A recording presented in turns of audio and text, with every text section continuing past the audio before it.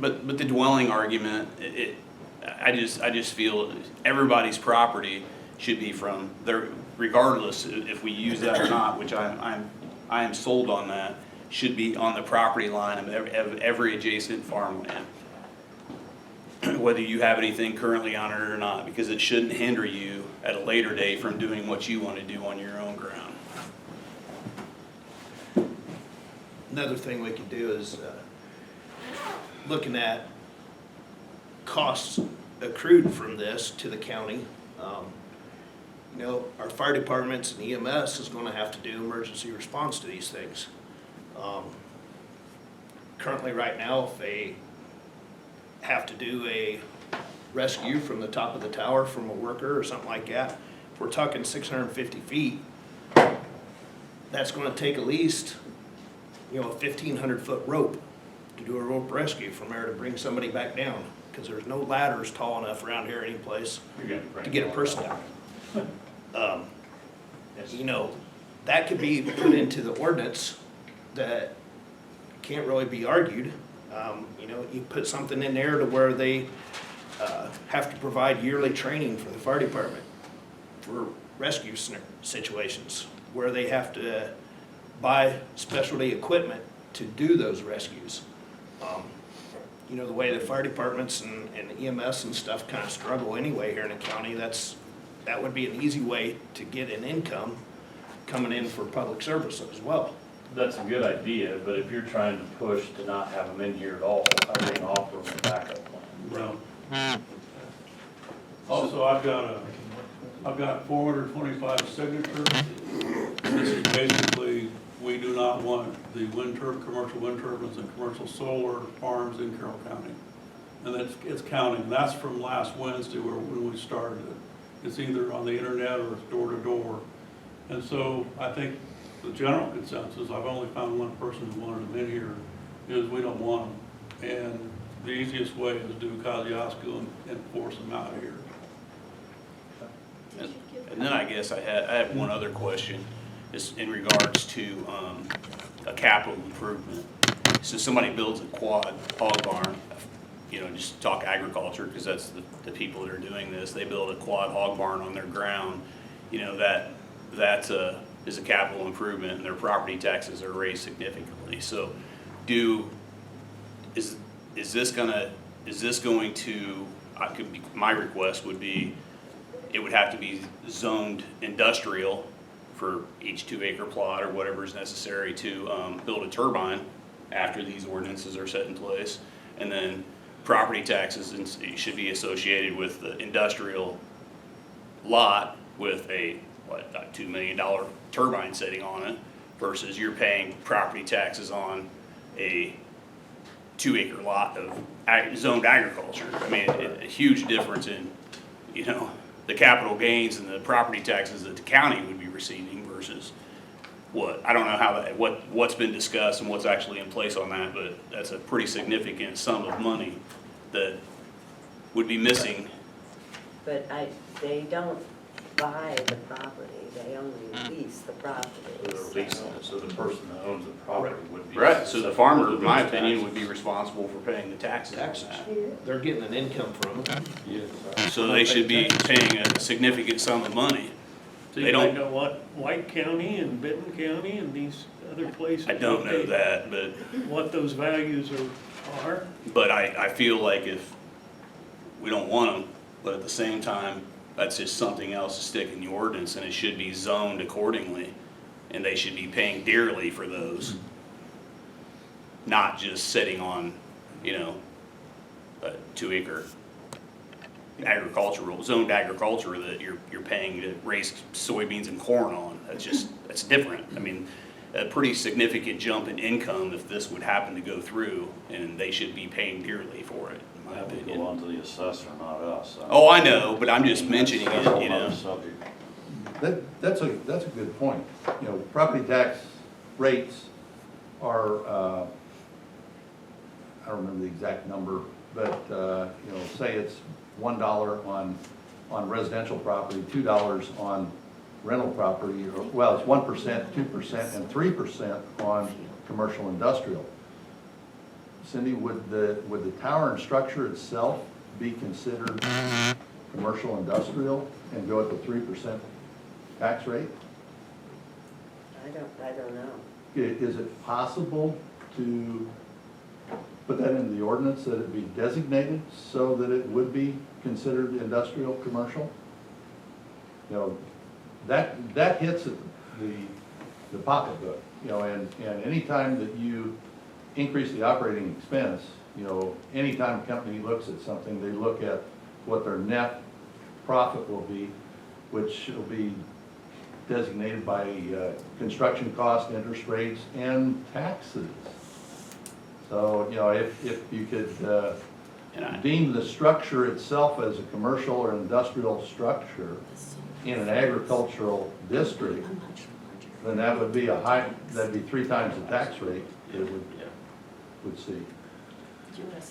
How did you You understand that, perceive Kevin? these towers being able to be placed on farm ground? Were you thinking that the farm ground would have to be rezoned or through special exception allowed? The project would have to go through by special exception. Okay. We had that in there, and they did pass that. What about making them rezone each leasehold? I would not want to rezone little, No, a no. Oh, hundred no, little. but, But if you could designate. but that's, the burden is on The farmer, the on the property owner yeah, in absolutely. order to do that. Yeah. It wouldn't be any different that, you know, a small company wants to build a building in Florida, Indiana, you know, to start a shop of some sort of construction business or a cabinet business, anything else. They have to come and, Gas station. yeah, a gas station. I mean, they have to go through that entire process. That'd be- And I also would like to add, and I know that the wind farms are an LLC, and we know that that's only as good as the paper it's written on. So 20 years down the road, when they file bankruptcy, leave it in the ordinance that the farmer is still responsible to pay for that turbine, whether it's functioning or not, until it's removed. And I know that there's an escrow account, supposedly Senate Bill 411 states all that stuff, but I'm sure they would think twice if they've got to continue to pay property taxes on something that doesn't function, and they're not getting their money every year or once a month for the lease agreement that could be torn up and thrown away. That Tulip Tree LLC was founded in June of 2021, which I think is kind of interesting because we went to the recorder's office and we looked up who had recorded all these properties and all that. 75% of this ground was signed up in 2021. They've been sitting on this stuff for 2 years or a little bit more. So, you know, we live on 400 South, Democrat Township. We're targeted, it seems like, but I know, I mean, the wind farms are trying to go in different places. And my point is, we talked about Kosciuszko, you know, do it, we're done with it. We talked about the airport, the tall structure ordinance, which would cover Delphi and Flora. And my point is that I'm not doing this just for me. I'm trying to make sure that it's got to be good for everybody in the county, whether you live up by Lake Freeman or Deer Creek, it doesn't matter. This has got to be something where we've got to come together, get these ordinances in line with Kosciuszko and get these guys out of here.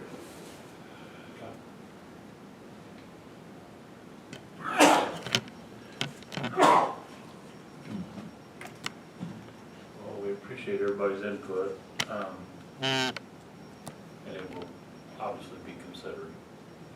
And there's still more work to do. We've got a limited amount of time, 120 days, we're down to maybe 100 days, but we'll go over the, Cindy, can that moratorium be extended? Can they they can't ask for another moratorium? No. How, I've seen some that are longer than that. How did they set 120 days? Courts. The courts did that? Yeah. Okay, thank you.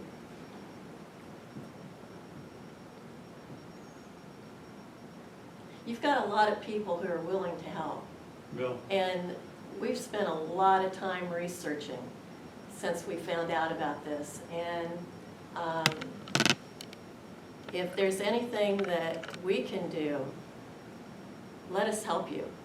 Because I've learned a lot about wind farms and solar farms in the past 2 weeks. Yeah, I'd encourage you to read Kosciuszko. There's all sorts of good stuff in there, and it contains all the legal jargon. You don't have, all you have to do is put Carroll County, add, you know, the water setbacks and the airport, and you're good to go.